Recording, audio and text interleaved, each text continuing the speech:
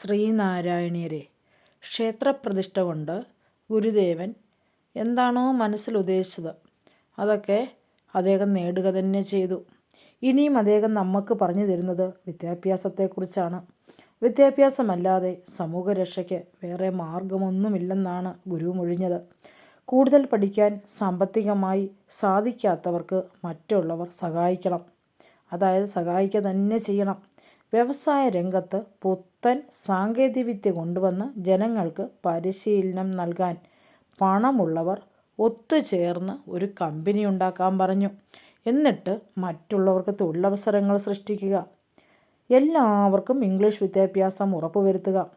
അതുപോലെ സ്ത്രീ വിദ്യാഭ്യാസത്തിന് മുൻഗണന നൽകുക. എന്നിങ്ങനെ അദ്ദേഹം വളരെയധികം, അതായത് അത്യന്തം ആധുനികമായിട്ടുള്ള അഭിപ്രായങ്ങളാണ് അദ്ദേഹം പറഞ്ഞത്. അതുപോലെ തന്നെ നമുക്ക് സാങ്കേതിക വളർച്ചയും വിദ്യാഭ്യാസവും ഇംഗ്ലീഷ് വിദ്യാഭ്യാസവും ഒക്കെ നമുക്ക് ലഭിച്ചു. പക്ഷെങ്കിൽ എന്നിട്ടും നമുക്കെല്ലാം ജീവിതത്തിന് എന്തൊക്കെയോ പൊരുത്തക്കേട്. എല്ലായിടത്തും ഒരു അരക്ഷിത ബോധം. വ്യക്തികൾ തമ്മിൽ ഒരിക്കലും യോജിപ്പില്ല. എല്ലായിടത്തും പരാതികൾ, തമ്മിലടികൾ, ഇതൊന്നുമില്ലാത്ത സ്ഥലങ്ങൾ തന്നെയില്ല. എന്താണ് ഇതിനൊക്കെ കാരണം? ഇതൊക്കെ ശരിയാവണമെങ്കിൽ നമുക്ക് വിവേകമുണ്ടാകണം. വിവേകത്തോടെ ചിന്തിക്കാൻ പഠിക്കണം. ലോകത്തെ നയിക്കാനോ വിവേകശാലികൾക്ക് മാത്രമേ സാധിക്കൂവെന്നും ഗുരുദേവൻ നമ്മളോട് പറഞ്ഞു. അതായത് വിവേകികൾക്ക് അപരൻ്റെ ഹൃദയത്തിനുള്ളിലാണ് സ്ഥാനം.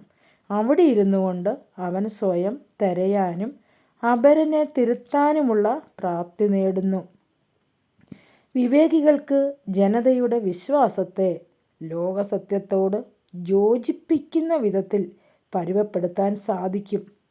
അതുകൊണ്ടാണ് കൂടുതൽ വിവേകശാലികൾ ഉണ്ടാകണം എന്ന് ഗുരു അരുളി ചെയ്തത്. അദ്ദേഹം പറഞ്ഞിട്ടുണ്ട്. അതായത് ആത്മോപദേശ ശതകത്തിൽ ഗുരു പറഞ്ഞെന്തെന്നോ, ഒരു 10,000 ആദിത്യന്മാർ ഉദിച്ചു വരുന്നത് പോലെയാണ് ബോധമണ്ഡലത്തിൽ വിവേക ഉദയമുണ്ടാകുന്നത്. വിവേകികൾക്ക് സൂക്ഷ്മബോധത്തെ അന്വേഷിച്ചറിയുവാൻ സാധിക്കും. വിവേകം സ്വതന്ത്ര ചിന്തയിൽ നിന്നാണ് ഉണർന്നു വരുന്നത്. അതിൻ്റെ പൂർണ്ണത നിലകൊള്ളുന്നത് ബ്രഹ്മസ്വരൂപത്തിലാണ്. ബ്രഹ്മസ്വരൂപനായതുകൊണ്ടാണ് മറ്റനേകം മഹാപ്രവാചകരും അവതാരങ്ങളുമെല്ലാം പാതി വഴിയിൽ നിർത്തിയിട്ട് പോയ സത്യസഞ്ചാരത്തെ പൂർണ്ണമാക്കാൻ ഗുരുവിന് സാധിച്ചത്.